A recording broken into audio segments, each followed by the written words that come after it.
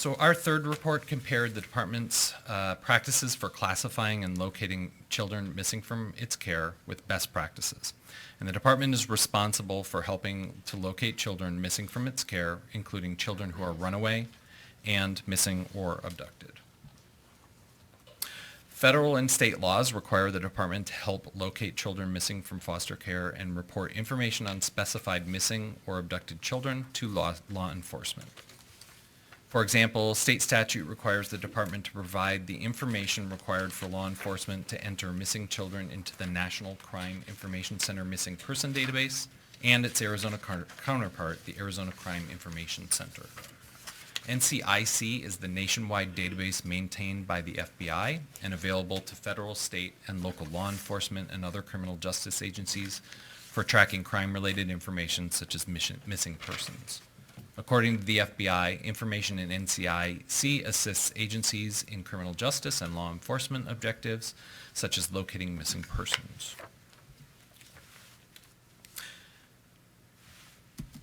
The department may learn about missing children, children missing from care in several ways. For example, the department requires foster parents and congregate care staff to inform the department within 2 hours of becoming aware that a child is missing from care.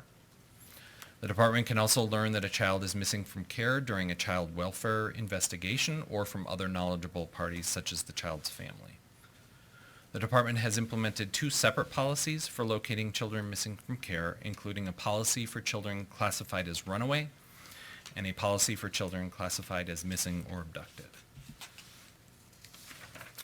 The figure on the slide shows the total number of children in department care on runaway or missing status as of the end of each calendar month. Now these numbers include both new runaways or missing children and children who remain missing from care from a previous month. So this is a running total. And this is from calendar year 2020.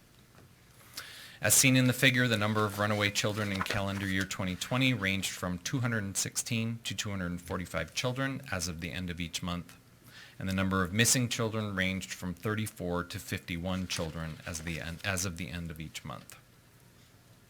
The number of runaway and missing children combined comprised about 2% of the children in department care as of the end of each month during calendar year 2020.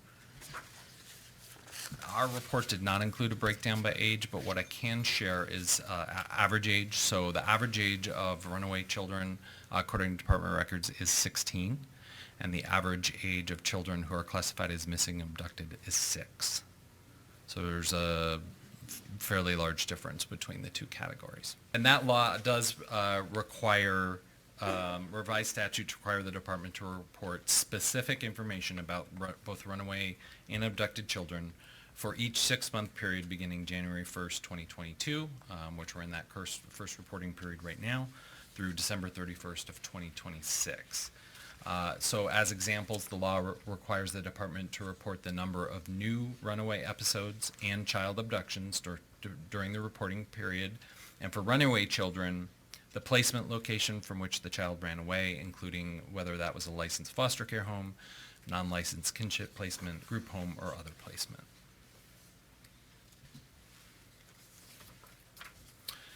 We found that the department's practices for locating missing children were generally consistent with many practices recommended by the CWLA. For example, the department has 2 classifications for children missing from care, runaway and missing, and the missing includes abducted children, and its definition for abducted children is consistent with statute. It also maintains a hotline that can be contacted 24 hours a day, 7 days a week to report children missing from care, requires its caseworkers to notify law enforcement and other key stakeholders within 24 hours about children missing from care, and requires timely documentation of a caseworker's efforts to locate these children. However, we did find that caseworkers did not always comply with the department's documentation requirements in the 20 cases that we reviewed. For example, caseworkers did not always document that all required notifications were made or document their efforts to locate children within 10 days of making those efforts per department policy. The department did implement a bi-weekly review process in 2020 that could help ensure information about children missing from care is accurate and up to date in its case management system. The review process includes department staff validating that the child's missing from care status is correct, including that the child is still missing from care, and reviewing that required notifications to law enforcement and other stakeholders were made and that efforts to locate children were documented. Additionally, the department reported that it works with law enforcement on a case-by-case basis to locate children missing from care and indicated that jurisdictions vary in their willingness and capacity to collaborate with the department. However, to facilitate collaboration between law enforcement agencies and child welfare agencies, both the CWLA's practice guidelines and companion guidance for law enforcement recommend developing and implementing formal agreements or mutually agreed upon protocols that address various elements of coordination, such as an agency's roles and responsibilities and information sharing. The department reported that formalizing expectations with law enforcement would be of value, but that establishing a formal agreement with each of the approximately 150 law enforcement agencies in Arizona would be impractical. Huh? What? Why? The department could work with law enforcement to explore options for formalizing expectations and work with state policymakers to address potential barriers as needed. Examples of areas where the policies did not address other types of ongoing efforts, that includes things that caseworkers reported using or that we identified in our case reviews that could assist locating missing children. And these include visiting possible locations where a child may be, requesting that law enforcement conduct welfare checks at a child's possible location, and searching social media. Other jurisdictions we reviewed provided more detailed guidance in these areas. So based on our findings, we recommended that the department expand its biweekly review process to include determining whether efforts to locate children missing from care are occurring and documented in cases noted as required. Work with law enforcement to formalize expectations regarding their respective roles and responsibilities for locating children missing from department care. For example, the department could pilot establishing a formal agreement with one or more law enforcement agencies, and also update its policies or develop supplemental guidance on its expectations for the types and frequency of caseworkers' ongoing efforts to locate children missing from care. The department agreed with our findings and planned to implement most of the recommendations. However, the department reported it will implement in a different manner the recommendation to work with law enforcement to formalize expectations for respective roles and responsibilities, indicating that it may explore options, including working with state policymakers as required, to formalize expectations and may explore coordination with the Arizona Department of Public Safety regarding the functions or role they have with missing children. And we will begin our work on our first follow-up this month.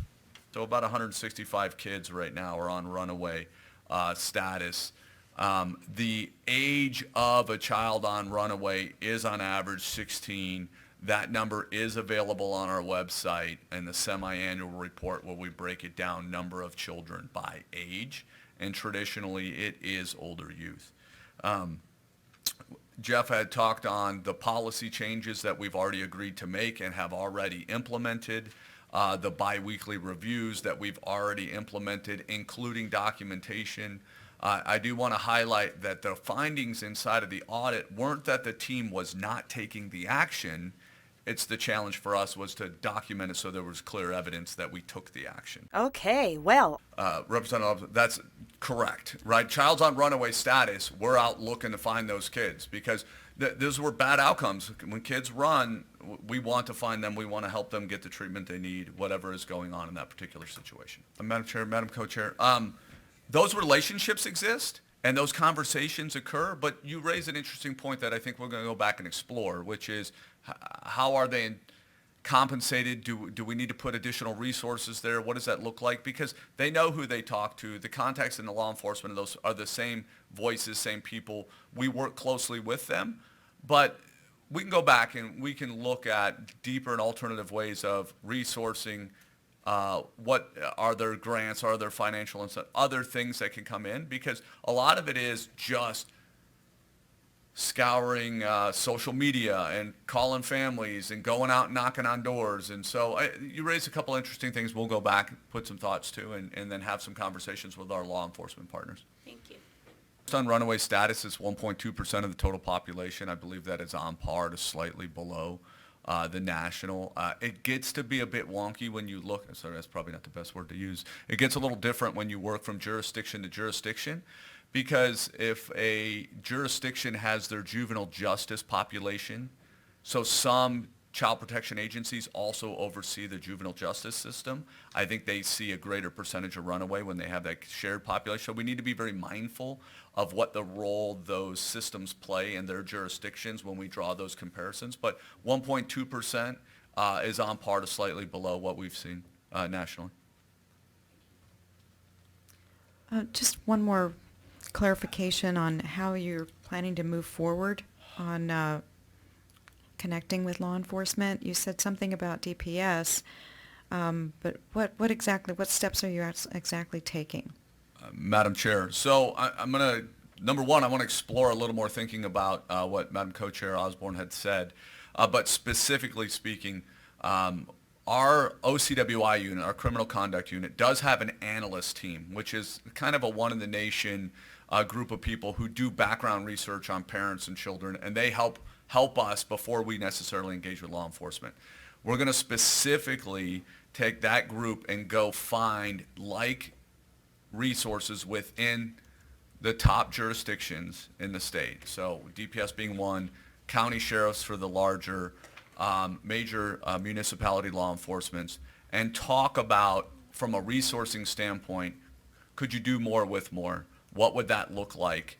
What could we do differently? And whether that becomes a formal written agreement, to me it's a moot point as much as it is about what are the actions that we can take to further converse. So we'll capture those actions, go back. We're going to have those conversations with those key players.